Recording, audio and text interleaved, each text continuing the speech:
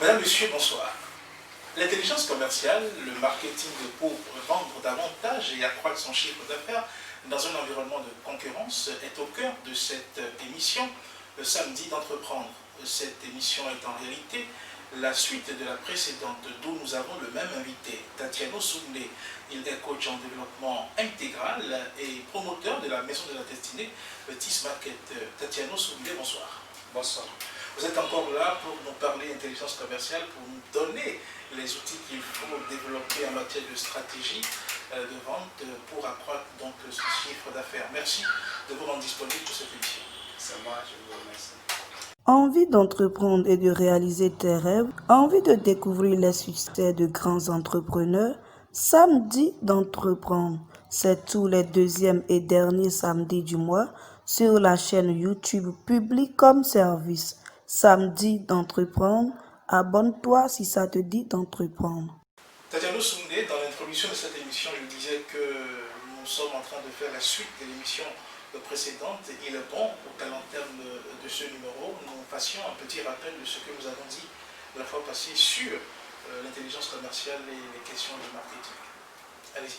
Oui, merci pour la question. Et vous avez parlé tout à l'heure de faire un peu le point par rapport à ce qu'on a fait la dernière fois. Et nous sommes en train de donner quand même les clés par rapport à l'intelligence commerciale et marketing pour vendre plus afin d'accroître son chiffre d'affaires. Parce qu'aujourd'hui, les entreprises sont confrontées à un problème de vente aujourd'hui. Et toute entreprise, peu importe son secteur d'activité, a besoin des clés pour pouvoir bien vendre. Parce que c'est quand vous vendez, vous faites entrer d'argent dans l'entreprise. Et nous avons échangé la dernière fois sur l'aspect et pourquoi la motivation de la vente, pourquoi je dois vendre. La motivation première de la vente ne doit pas être d'abord une motivation pécuniaire, ça doit être d'abord la recherche de la satisfaction optimale du client. La deuxième clé, c'était quoi? Offrir un produit ou service solution au client. Parce que quand vous êtes dans cet état d'esprit d'offrir un produit ou service solution au client, là, le client qui est dans le besoin viendra forcément prendre. Le client achète au fait la solution que vous lui présentez. Et aussi, la quatrième clé, nous avons parlé du prix. On ne fixe pas un prix d'un produit ou service au hasard. On fixe un prix en fonction des objectifs qu'on vise sur le marché. Est-ce que nous visons l'objectif de s'imposer sur le marché, bien l'objectif de suiveur ou bien. Donc ça dépend de la politique en matière d'objectif de l'entreprise avant de fixer le prix. Et le prix doit tenir compte aussi du prix de marché, du prix des concurrents et du pouvoir d'achat aussi des clients, des demandeurs de ce produit ou service-là sur le marché. Donc le prix est fonction de la résultante de plusieurs paramètres, de plusieurs facteurs en matière de la définition d'une politique de prix.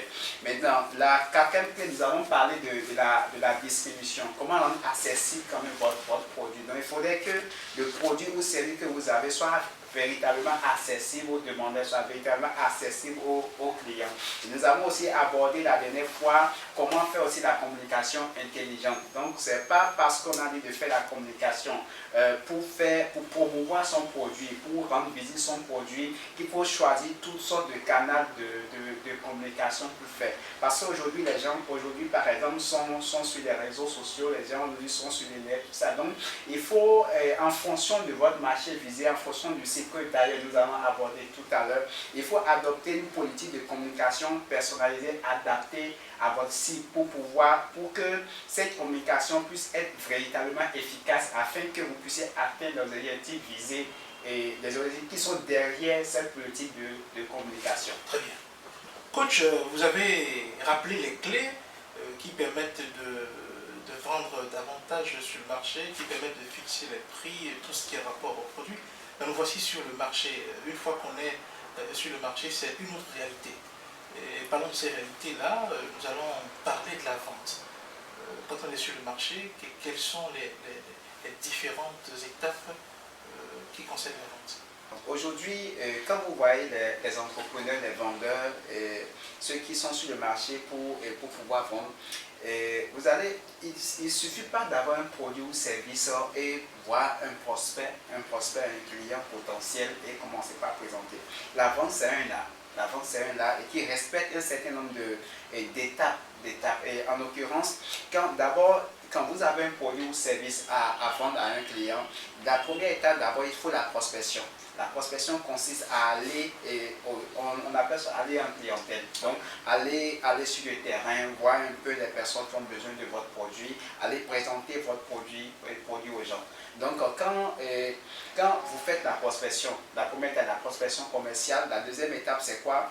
Et après la prospection commerciale, quand vous arrivez maintenant à identifier la personne, donc la salutation, la prise de contact avec la personne, saluer la personne, vous intéresser véritablement à la personne. Donc, il ne faudrait pas que la personne voit que c'est ce que vous avez amené là, c'est ça d'abord votre objectif premier. Donc, il ne faudrait pas que la personne lise cela en vous. Il faut essayer de le mettre à voilà, donc la prise de contact avec la personne. Et quand vous prenez contact avec la personne maintenant, vous essayez d'observer un peu son environnement, sa personne, qu'est-ce qu'il y a autour de lui, qu'est-ce qu'il y a dans son environnement, pour détecter comment aborder l'aspect, la présentation de votre produit. Donc, une fois la mise en contact effectuée, donc la présentation maintenant de votre produit, bien de votre service solution que vous avez amené à cette dernière ou à ce dernier. Maintenant, lors de la présentation de votre produit, donc vous donnez maintenant les informations clés. C'est pas un discours au fait qu'il faut faire. Non, vous donnez c'est pour ça que j'ai parlé tout à l'heure d'abord de l'observer. Donc, voir l'aspect du produit solution ou du service solution qui l'intéresserait. Donc, c'est sur ces aspects-là qu'il faut mettre l'accent en lui expliquant maintenant ses avantages en termes de caractéristiques du produit ou bien les caractéristiques de votre service. Donc, et bien argumenté. Quand vous finissez maintenant de faire, il faut vous attendre maintenant à lever maintenant les objections. Les objections, c'est quoi? L'objection commerciale, c'est quoi? C'est que c'est les questions probables que le client pourrait poser, les questions peut-être de refus, liées à un aspect du produit, tout ça. Donc, il faut vous préparer psychologiquement à répondre aussi à ces questions-là. C'est quand vous levez ces doutes dans le cœur du client, que vous allez passer maintenant à la dernière étape, qui est la conclusion. Et en matière de conclusion, il y a plusieurs personnes sur le terrain, bien en matière de vente, qui pêchent là encore. Vous avez respecté tout le protocole lié à la vente. C'est la dernière étape. C'est la dernière étape. Ils pêchent encore au niveau de la dernière étape. Comment ils pêchent? Et vous devez éviter de poser une question ouverte au client. C'est-à-dire quoi? Vous voulez acheter maintenant, ou bien le produit vous intéresse. Quand vous posez une question fermée au client, dont la réponse et débouche sur le oui ou le non. Si le client dit oui, là c'est bon, ça passe. Maintenant, si le client dit non, c'est difficile de convaincre encore à nouveau le client pour acheter le produit. Donc, intelligemment, vous devez savoir de façon intelligente comment conclure votre vente. Donc, en évitant les questions fermées qui donneraient une réponse et dont la réponse serait le oui ou bien le non du client. Donc, voilà comment le protocole, les différentes étapes de la vente. Et une fois le client a acheté ou non, je dis bien, une fois le client a acheté ou non le produit, vous devez, la dernière étape, beaucoup pensent que c'est la conclusion, une fois l'achat effectué, c'est fini. Non, vous devez maintenant demander au client d'avoir au moins 1, 2, 3 contacts. 1, 2, 3 contacts chez le client en termes de recommandation. S'il n'achetait pas, peut-être le jour-là, il n'a pas la possibilité de le faire. Mais vous devez avoir l'esprit de vous recommander à d'autres personnes. Ou bien s'il achète aussi, de vous recommander aussi à d'autres personnes. Il faut toujours finir par la recommandation parce que d'un seul client, vous pouvez aussi avoir un nombre de clients, vraiment un portefeuille de clients important dans votre portefeuille client. Donc voilà un peu les étapes ou processus de la vente. Et il faut éviter de poser les questions fermées, les questions qui amènent le client à répondre par oui ou par non, au risque de se retrouver devant un non qui vous renvoie tout de suite. Mais quand le client n'est pas obligé de répondre par oui ou par non, il y a des réponses intermédiaires. Comment est-ce qu'il faut gérer ça? Oui. Genre une réponse, bon, pour l'instant, je ne suis pas intéressé par votre produit. Oui, le client, c'est ça ce qu'on appelle au fait des objections commerciales. Les objections commerciales vous amènent il y a plusieurs types d'objections en fonction de la réponse que le client donne. Quand il dit le prix du produit est cher, d'abord, il faut toujours donner raison au client. Quand vous dites au client que non, il n'a pas raison, il vous prouvera qu'il a raison. Donc, il faut dire oui, en effet. En effet, par exemple, en effet, ça veut dire quoi? D'abord, vous l'apaisez, vous lui donnez d'abord raison. Maintenant, ensuite, vous mettez en exergue, vous mettez en lumière maintenant un aspect en termes d'avantage du produit, bien de votre service. Donc, quand vous mettez maintenant en amont cet aspect-là, là, vous allez justifier le fait que votre prix et vous avez fixé le produit de votre produit, bien de votre service à ce montant-là. Donc, il va voir que là, il a une justification par rapport à ça. Maintenant, il peut dire par exemple, oh non, je doute de la qualité du produit. Vous avez toujours encore une certes. Maintenant, peut-être vous avez utilisé des produits similaires, vous avez acheté peut-être un produit similaire, mais pas ce produit ou bien ce service-là, exactement comme tel. Donc, c'est en fonction des doutes ou bien des questions, des réponses que les clients donnent, c'est en fonction de ça, en fait, que en tant que vendeur, en tant que chef d'entreprise, vous devez apporter maintenant des réponses appropriées pour essayer de... L'objectif, c'est de lever ces doutes afin de conclure maintenant votre vente. Coach, vous savez, j'ai tenu à poser cette question parce que sur le marché, il y a des clients qui sont compliqués, des clients qui sont difficiles à convaincre. Donc, j'ai voulu quand même qu'on aille au-delà des deux questions, oui ou non. Comme on le dit, le produit, je l'ai, je veux le vendre. Mais comment est-ce qu'il faut identifier son marché? Comment est-ce qu'il faut faire le choix de son marché? Donc aujourd'hui, le défi réel aujourd'hui des gens, c'est comment identifier celui qui est approprié à votre produit ou bien à votre service. Vous savez, sur un marché, quand vous prenez un marché c'est un mélange hétérogène. C'est un mélange hétérogène, c'est-à-dire quoi? Vous avez il y a un peu de tout et il y a des clients selon le sexe, selon l'ethnie, selon la profession, selon l'âge. Donc il y a plusieurs critères sur un marché. Un marché est d'abord un marché composé de clients hétérogènes. L'objectif alors, votre objectif c'est quoi? C'est comment rendre homogène ce marché. Rendre homogène ce marché, ça voudra dire quoi? Ça voudra dire que comment maintenant faire un ciblage, une segmentation maintenant de votre marché pour pouvoir adopter une politique commerciale efficace en face de votre cible. En face de votre cible. Donc, il va falloir alors, donc les critères, il y a des critères, donc à vous de définir en fonction de l'objectif que vous visez, en fonction de votre produit, en fonction de votre service maintenant, à qui est destiné, à qui je peux vendre. À qui je peux vendre, parce qu'on ne peut pas vendre à tout. Si vous perdez votre temps pour élaborer une politique commerciale sur un marché hétérogène, là ce sera difficile de vendre. Je rappelle que le marché n'est pas forcément un espace physique, bien un endroit physique. Non, il y a trois types. Un marché d'abord, quand il y a produit, acheteur et vendeur, il y a déjà marché. Il y a déjà marché. Nous avons trois types de marché. Le marché physique, le marché virtuel, le méta-marché. Le méta-marché. Donc, voilà les trois types de marché qui existent. Maintenant, identifier ses cibles, segmenter son marché. Ça vous revient à faire quoi? Ça vous revient à définir d'abord des critères de segmentation du marché.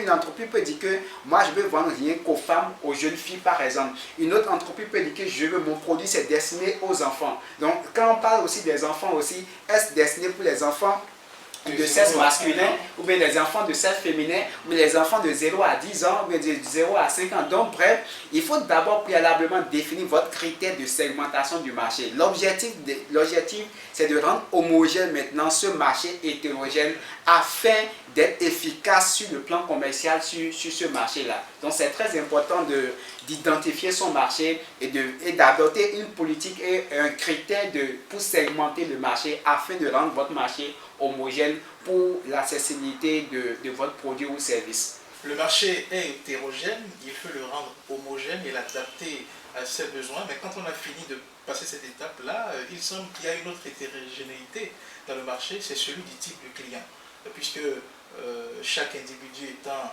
identique à lui-même, il y en a de plusieurs sortes. Une fois qu'on l'a fait, on a réussi à définir son marché. Comment est-ce qu'il faut gérer la différence entre les clients? Merci.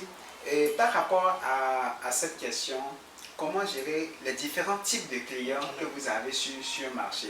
La connaissance du client qui est en face, de la personne qui est en face de vous permet de réussir votre vente. Et en l'occurrence, par rapport aux différents types de clients, vous avez les clients selon leur comportement. Il y a des clients qui disent toujours oui. C'est-à-dire quand vous présentez votre produit, il dit toujours oui. Donc, ils sont toujours dans l'aspect positif, ils disent toujours oui. À ces clients, il y a une politique de vente donnée appropriée à cela qu'on va voir tout à l'heure. Il y a des clients, par exemple, des clients, je sais tout. Ils croient tout savoir, ils connaissent même peut-être, ils se disent ils connaissent même peut-être, ils connaissent mieux votre produit plus que vous, bien votre service plus que vous, ils connaissent même le promoteur même de l'entreprise peut-être. Donc, si vous êtes en face de ces clients-là, il y a aussi une manière aussi de vendre. Il y a aussi des clients, à part les clients, je sais qu'il y a des clients aussi qui méditent. Quand vous êtes en train de parler devant, ils sont là, ils réfléchissent et ils réfléchissent à ce que vous êtes en train de dire. En face de ces clients-là, il y a aussi une manière aussi de les vendre. Donc là, c'est le client pas selon le comportement. Il y a le client selon l'origine.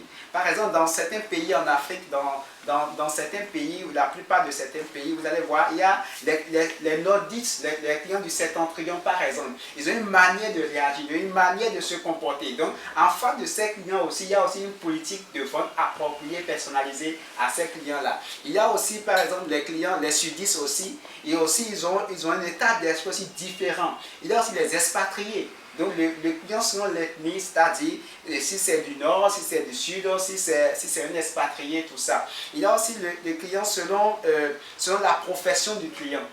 Selon la profession du client.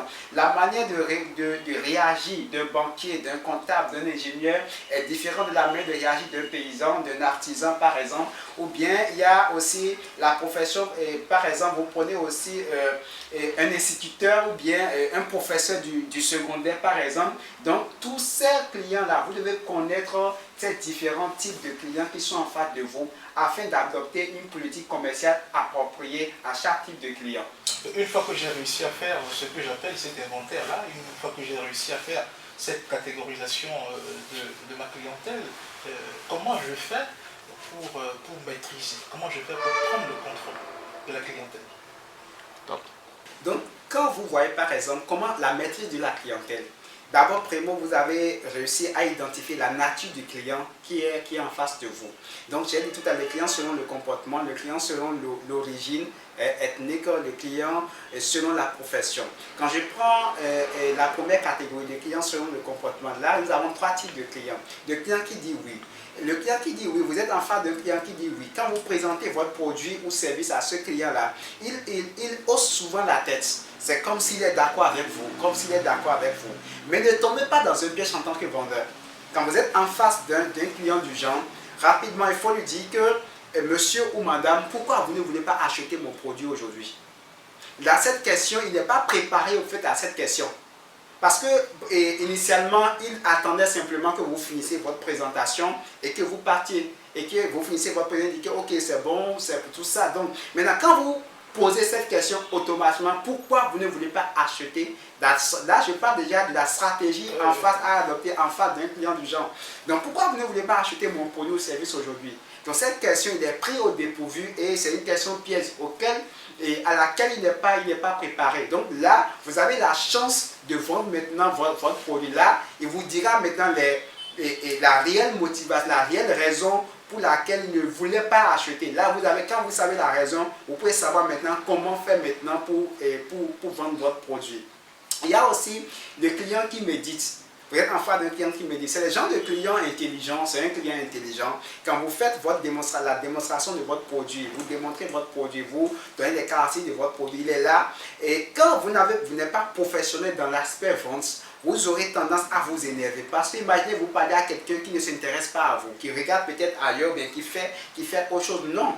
Il est en train de vous jauger, il est en train de réfléchir sur chaque aspect de votre produit. Donc, en face d'un tel client, il faut être vraiment direct et le traiter de façon égale. Donc, qu'est-ce qu'il faut faire? Il faut faire la vente douce. La vente douce, dire réellement les caractéristiques de votre produit. Parler par exemple de vous, parler par exemple de votre famille. Donc, c'est-à-dire enclencher un débat entre vous et lui. Donc, ça vous permettra d'avoir une chance de vendre à ce type de client-là. Il y a aussi le client, je sais tout. En face de ce client, par exemple, qu'est-ce qu'il faut faire? Il faut le laisser démontrer lui-même le produit. Peut-être il y a une, deux personnes qui sont là, par exemple. Donc, il faut le laisser lui-même expliquer, puisqu'il a l'aide de tout savoir sur votre produit ou service. Donc, en face de ce client, en tant que vendeur, il faut le laisser expliquer le produit, laisser démontrer le produit, le laisser expliquer les avantages du produit, les caractéristiques du produit. Et vous l'attendez à un point. Voici où vous allez l'attendre. Quand il va finir maintenant de démontrer le produit, parce qu'il dit qu'il sait, il croit tout savoir sur le produit, simplement vous lui dites maintenant, puisque vous connaissez tout maintenant les avantages de ce produit, combien des emplois voulez-vous prendre?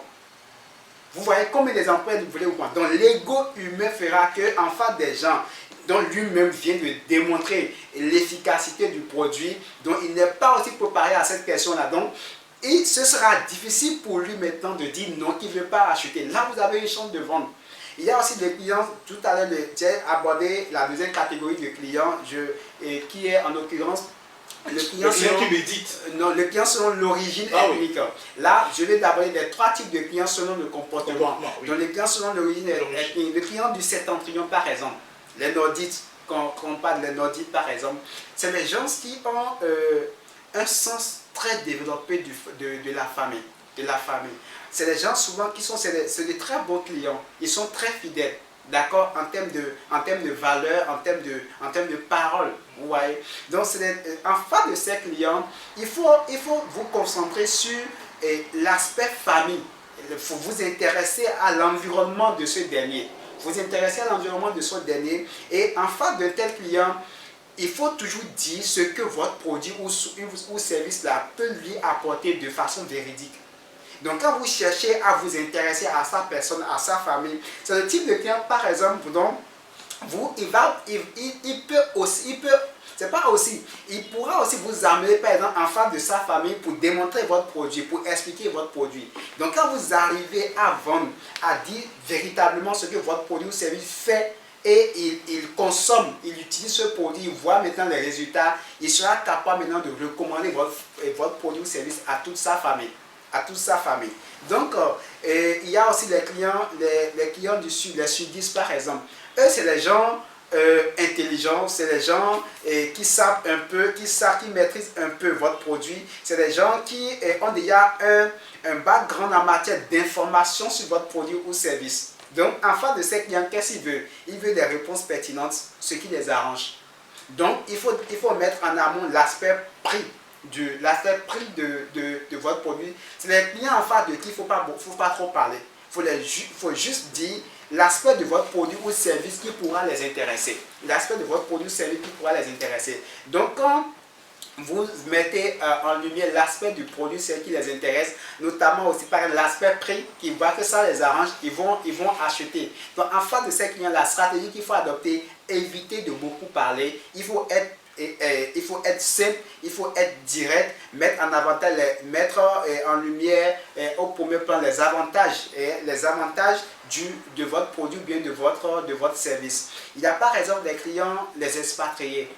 En face d'eux, il faut être lent, d'accord, pour expliquer le bien fondé de votre produit ou bien de votre service. Parce que c'est des gens qui ont un niveau d'information aussi élevé, puisqu'ils ont fait beaucoup d'expérience aussi. Donc, c'est en face de ces gens de clients, par exemple, la stratégie à adopter, c'est la vente douce. La vente douce, donc vous prenez du temps pour expliquer le produit, les avantages du produit, les pourquoi, et quand il renoncerait à acheter à ce produit, qu'est-ce qu'il va perdre. Vous voyez, donc il faut prendre du temps pour expliquer les avantages du produit, le produit solution, ce que le produit pourrait lui apporter, tout ça. Donc là, il va analyser maintenant ce qu'il gagnerait en achetant votre produit. Donc, en face de ce type de client, il faut développer la patience, s'intéresser à sa personne et développer la vente douce et non une vente agressive. Il y a aussi les clients selon la profession. Les clients selon la profession, notamment, vous avez par exemple les artisans. Les artisans, ce sont des gens qui travaillent beaucoup, ils ont de l'argent et ils veulent dépenser de l'argent. Donc, en face de tel client, par exemple, quelle est la stratégie pour vendre? La stratégie pour vendre, simplement, c'est quoi? C'est de dire l'aspect du produit qui les intéresse. Donc, ils ne sont pas dans la démonstration de produit, la démonstration, non. Il faut dire l'aspect du produit qui les intéresse vraiment. Et quand vous dites l'aspect du produit qui les intéresse, ils ont de l'argent, ils vont acheter. Ils vont acheter. Il y a les clients, par exemple, les banquiers, les comptables, les ingénieurs. Ce sont des gens réfléchis, intelligents. En face de ces clients-là, ils ont l'air de supériorité. Ils ont un ego un peu poussé, un ego un peu développé. Donc, quand vous êtes en face de ces clients, il faut faire preuve de professionnalisme. Donc, il faut développer, il faut parler maintenant du produit. Mais parler du produit, ne mettez pas... ne mettez pas en avant que votre produit est la seule solution. Sinon, ils vous diront tout de suite que sur le marché, ils ont choisi déjà, ils connaissent le produit, ils ont choisi déjà un produit similaire, ils ont déjà acheté un produit similaire. Donc, en face d'un tel client, il faut avoir une stratégie intelligente et pour pouvoir démontrer maintenant les caractéristiques, les points de votre produit qui pourraient les intéresser. Donc, quand vous êtes en face de ce type de client, il faut développer la patience et développer, avoir le contrôle, la maîtrise de soi, la maîtrise de ses émotions, parce que c'est les clients avec qui vous discutez beaucoup. Vous discutez avec vous sur l'aspect de tel aspect de produit. Il y a aussi les clients, les chefs d'entreprise, les commerçants par exemple. Eux, c'est les gens qui réfléchissent très vite. Quand vous êtes en face d'un tel client, vous devez aussi augmenter votre capacité d'argumenter, votre capacité de réflexion, puisque c'est des gens qui ont fait plusieurs expériences, c'est des gens qui réfléchissent beaucoup, énormément. Donc, en face d'eux, il faut faire une vente courte, pas un grand discours, parce qu'ils n'ont pas de temps pour vous écouter. Donc, il faut dire les points du produit, les points de votre service qui pourraient les intéresser, qui pourraient les apporter une solution. Parce que c'est les gens qui réfléchissent, si je fais sortir de l'argent, qu'est-ce que je gagne en retour? Qu'est-ce que votre produit m'apporte en termes de solution par rapport à mes besoins? Donc en face de ces clients-là, il faut être vraiment succinct, il faut faire une démonstration courte et ça... et beaucoup plus parler de l'avantage, des avantages clés de votre produit, bien de votre service. C'est important. Vous avez encore par exemple les instituteurs ou bien les professeurs du secondaire. C'est une catégorie de clients et eux, ils sont déjà habitués à beaucoup parler. Ils sont déjà habitués à la communication, ils sont déjà habitués à parler. Donc en face de ces clients-là, inutile de démontrer comment vous savez bien parler. Non. Il faut d'abord, comme stratégie, vous intéresser à leur personne. Vous intéresser à leur personne, vous intéresser à leur profession. Donc, et avoir la patience. La patience, pourquoi? Parce que lors de la discussion, ils peuvent parler par exemple de l'expérience d'un élève qu'ils ont eu avec un élève, par exemple, un élève brillant en classe, et vous intéresser à leur profession, par exemple. Donc, c'est les clients, il faut donner de la valeur à leur profession, les faire sentir importants, voilà la stratégie qu'il faut utiliser en face de ce type de clients, les faire sentir vraiment importants. Donc quand vous augmentez leur estime, leur image de soi, il y a un ego naturel qui vient, et là vous avez la chance de vendre. Là ils verront que, ah oui, ma profession est importante, donc vous, la perception que vous avez de moi, que vous avez de lui, maintenant qu'il voit que la perception que vous avez de lui, vous avez une bonne perception de lui, là, ça l'encourage, et ça le motive davantage à acheter votre produit ou bien votre service. Il y a aussi un type de client que je voudrais aborder, les paysans. Ah oui. Les paysans, par exemple, ce sont des clients directs. Les clients directs, c'est les clients, quand vous décevez une personne, c'est fini, vous ne pouvez plus vendre. Donc, en face de ces clients, apportez vraiment des produits solutions. Et ils étudient beaucoup plus l'aspect prix de votre produit. Donc, il ne faudrait pas que vous leur présentez un produit trop cher. Justement, nous sommes pratiquement à la fin de cette émission. Sur la question, qu'est-ce que vous avez à dire en guise de conclusion? En tant qu'entrepreneur, il faut s'approprier ces clés-là. Nous avons vu tout au long de cette émission l'intelligence commerciale et marketing pour vendre plus et accroître son chiffre d'affaires. Et il faut d'abord offrir un produit ou service solution au client et maîtriser la clientèle et avoir défini une politique de prix qui est adaptée au client en fonction de votre objectif. Maîtriser la communication que vous aurez en face pour promouvoir votre produit. Maintenant, une fois sur le marché aussi, il faudrait que vous puissiez savoir les étapes de la vente. La vente, c'est un art. Donc, ça respecte un protocole. Respecter le protocole de la vente, la prospection, la prise de contact avec le client, la démonstration de votre produit, lever les objections commerciales, conclure la vente intelligemment et aussi demander aux clients de vous recommander toujours à d'autres personnes. Et sur le marché, il faut toujours cibler un marché, une partie du marché. On ne peut pas vendre à tout le monde, parce que si vous vendez, vous avez comme politique de vendre à tout le monde, vous allez amoindrir votre effort marketing. Vous n'allez pas voir l'efficacité de votre effort marketing. Donc, un marché, c'est un mélange hétérogène. Donc, il faut rendre homogène maintenant le marché en fonction de votre produit, en fonction de votre objectif, en fonction de votre cible.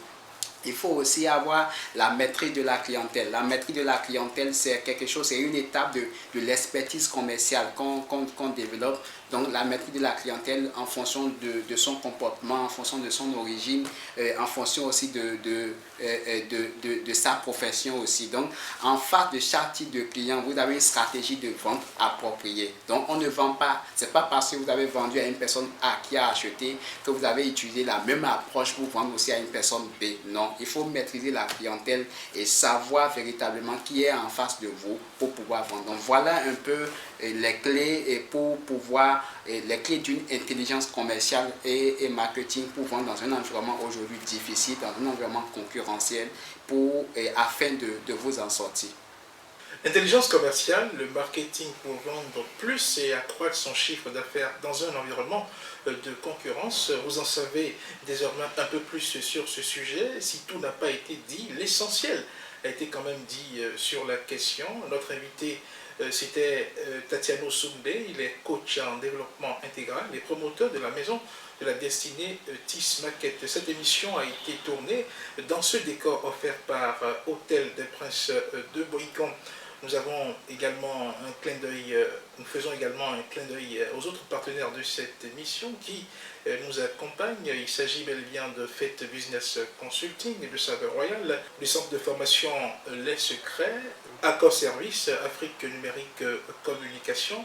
Le samedi d'entreprendre, ce numéro, vous pouvez le suivre sur la chaîne YouTube de Publicom Service, mais également sur Facebook et les autres canaux digitaux sur lesquels cette émission est diffusée. Nous voici à la fin. Bonsoir chez vous. Envie d'entreprendre et de réaliser tes rêves, envie de découvrir les succès de grands entrepreneurs, samedi d'entreprendre. C'est tous les deuxièmes et derniers samedis du mois sur la chaîne YouTube Publicom Service. Samedi d'entreprendre, abonne-toi si ça te dit d'entreprendre.